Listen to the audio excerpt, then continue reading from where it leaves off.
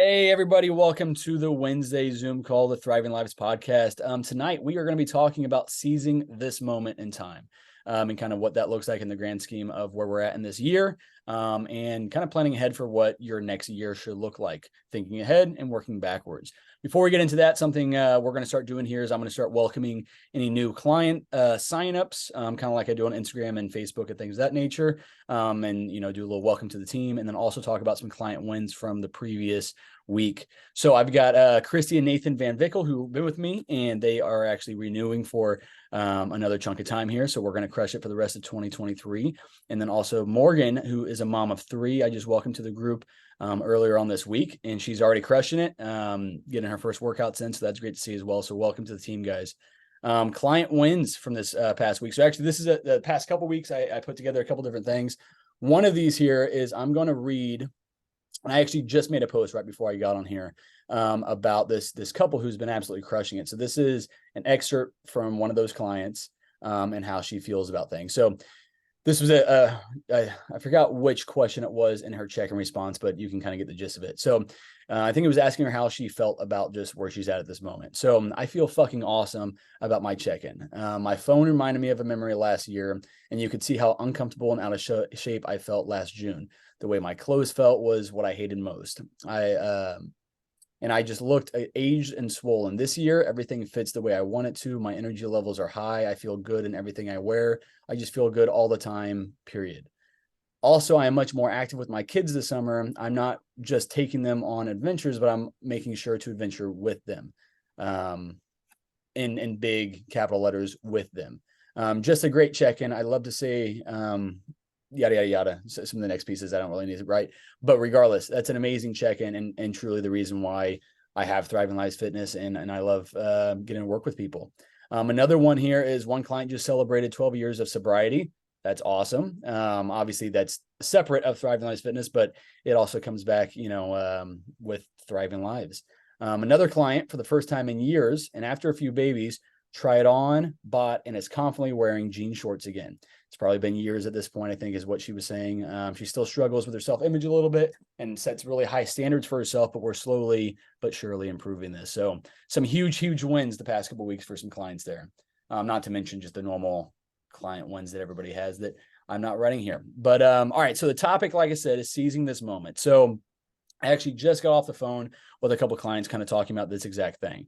Looking ahead, like, now that we're coming to kind of the end of this summer, which the summer's not over yet. I don't want to put that bad juju on anybody. We still have another month and a half or so, but the summer is coming to a close. A lot of parents, a lot of people here are parents, their kids are going back to school.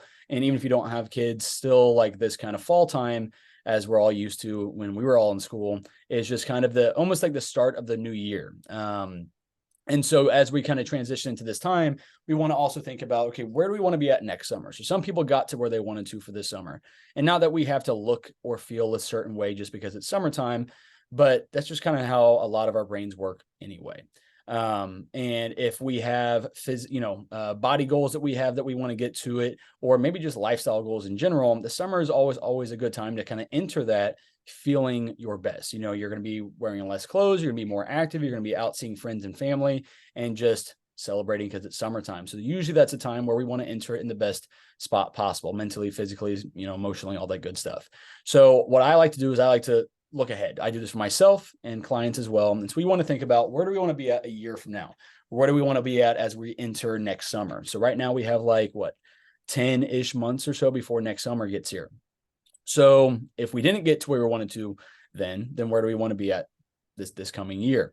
And then we circle back to, okay, where do we want to be at over the next few months? Because then we have to think about, okay, what are the next few months, the next 5 months or so of 2023? Well, August is that transition back into school time of year. Not a huge deal, but still change of routines and stuff like that. But then, especially all my people here that live in Kansas City or just people that like the NFL, it's almost like its own 5-month holiday kind of, because especially as the Chiefs fans, we have the Chiefs to celebrate every single week. So that comes into, okay, now we have to start kind of planning our cheat meals for that. Now, that doesn't mean that we can't make a lot of progress. I mean, honestly, the fall time is a great time to make a lot of progress. So right now, from where we're at, we have August, September, October, So at least 3 full solid months, and really almost 4 because Thanksgiving comes at the end of November. So we have 3 or 4 solid months to really make a lot of headway, really build a ton of momentum. Once Thanksgiving and the holidays and things like that get here for those, 5 or 6 weeks, that's not a time that we can't make progress. We, of course, can make progress, but I think a more realistic expectation is let's try to maintain through those times. So right now we have about 3 or 4 months to really absolutely crush it, really put our head down and make a ton of progress over these next 4 months, whether that's on the scale, that's in the way that we look or the way that we feel. But, first and foremost, it's our mindset, it's our consistency, and it's just building the right foundations for, having liftoff come January 1st, once we do get past those holidays. So that's kind of the way I look at it, thinking about where we're at right now. This is almost like our second version of New Year's for this year. So we have the next 3 or 4 months where we can just absolutely crush it. Then we get to, again, Thanksgiving, and we should just expect, let's just try to do our best to tread water during that 6 weeks or so. And if we can come out at the end of the year after New Year's about the same spot that we were before we went into Thanksgiving, in my book, that's a huge win. We didn't gain 15, 20 pounds like the average person does over the holidays. We didn't completely erase and evaporate all of the great habits and goals and mindsets that we built. And we were able to maintain and control the controllables during that time. Then January 1st gets here and boom, we're off. We have momentum and we are moving in the right direction at an even faster pace than we ever were before, and feeling great and absolutely thriving. And then that leads us into summertime. And I guarantee if you can have that foresight, if you can be intentional, if you can crush the next few months, if you can tread water over the holidays, get to January 1st and pick that momentum right back up, you're going to enter next summer and probably the best spot that you ever have, or at least the best spot that you have in a really, really long time. So, that's kind of my thoughts on that. Renee's on here right now. Renee, you have any thoughts, any opinions on that? What are you thinking about right now? Sorry to put you on the spot. I know. Something that I heard today on a podcast was talking about goals and how if you set like a super long goal, you're more likely to not achieve it. And so, because like that middle part is when you like lose that motivation. And so setting like these tiny goals, like, okay, just these next 4 months, kill it. And then you have 2 months of kind of like that middle time, but then, you're going to pick it right back up again to kind of like section the goals like that. I think is helpful instead of like approaching it as like in your head, if it's like a huge goal. So I love that you sectioned it off as to like little months and where to like pick back up and where to spend more time at. Yeah, no, that's great insight, and it's a good way of kind of thinking about it, well, in different terminology, but that's 100% correct, because ultimately if we have, hey, if we just put a quantifiable like number on it. So I want to weigh 150 pounds for next summer going into it. Again, I'm not huge on putting a number on the scale and putting a lot of emphasis on that, but it's just easy for the example. So if we just say that, but we don't actually think about, okay, what are all the things that are happening in between? What are some actionable steps I need to get to? What are some checkpoints that we want to get to along the way? What are some short windows of time that we really want to focus on? And then see how that builds our momentum. If we just say, hey, I want to be here at this time next year, but then do none of that extra thinking, none of the extra reflection, none of the extra setting intentions, chances are it's not going to happen. Or chances are you're going to kind of sit on your thumbs for the next 6 months and be like, oh, I'll get to it. I got a year to get there. That's plenty of time.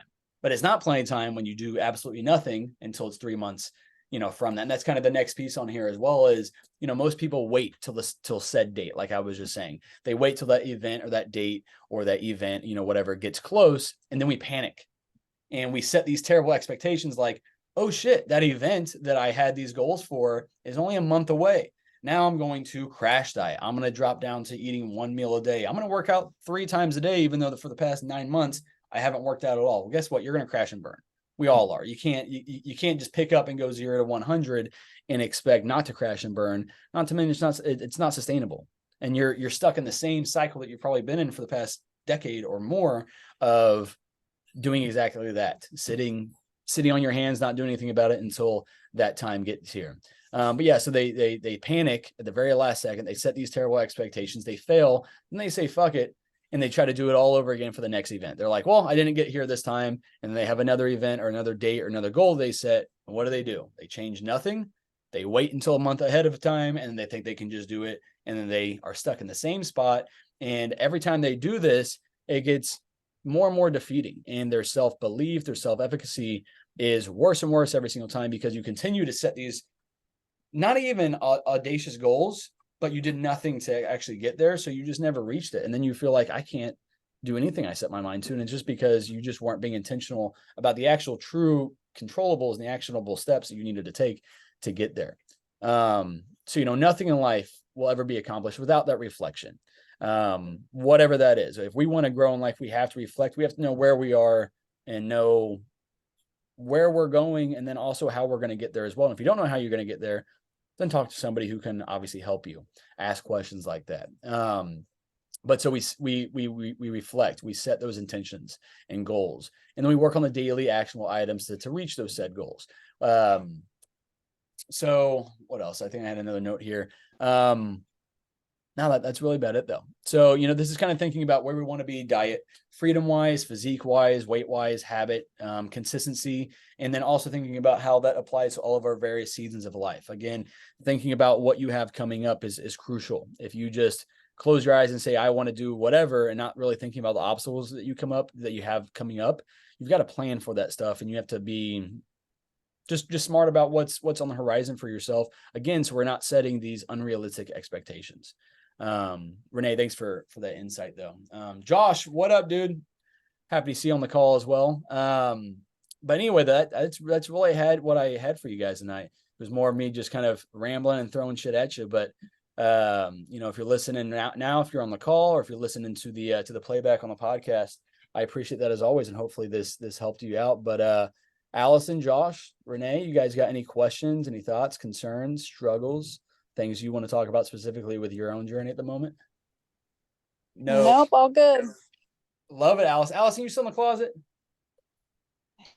Yes, I am. Before we started recording, for everybody that's listening, Allison's husband was doing some housework, and it was really windy, so she stepped into her big walk-in closet and took a seat.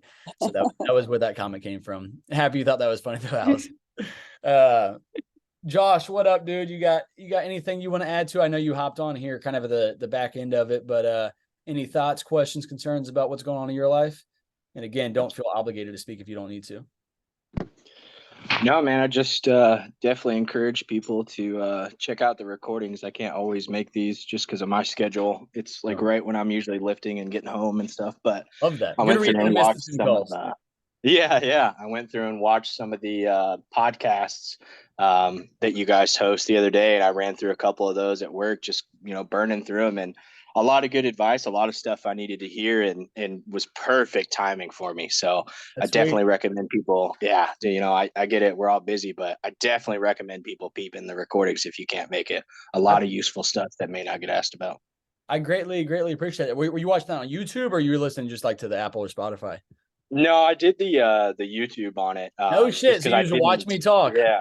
It was you and Mr. Blankenship, and you guys were talking about just like client habits and excuses that come up, and life events, being able to prioritize your health, and it just really clicked with me. I had a lot of personal stuff going on these past 2 weeks, and it just shit that clicked. Stop making excuses, start making progress, and That's awesome, it hammered home. It was perfect. It was great timing. I appreciate that feedback. It validates why I make the time to do these Zoom calls and whatnot. So I'm happy that if it provides value to only you and only Allison, that's totally worth it.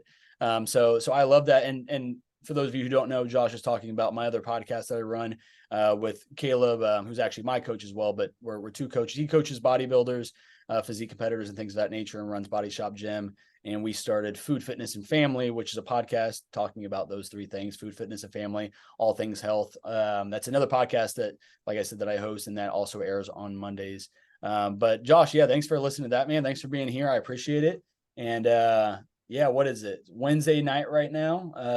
Tomorrow's check-in day, so make sure you guys all do that. But otherwise, have a fantastic weekend, and keep crushing all your goals, guys. Have a good one.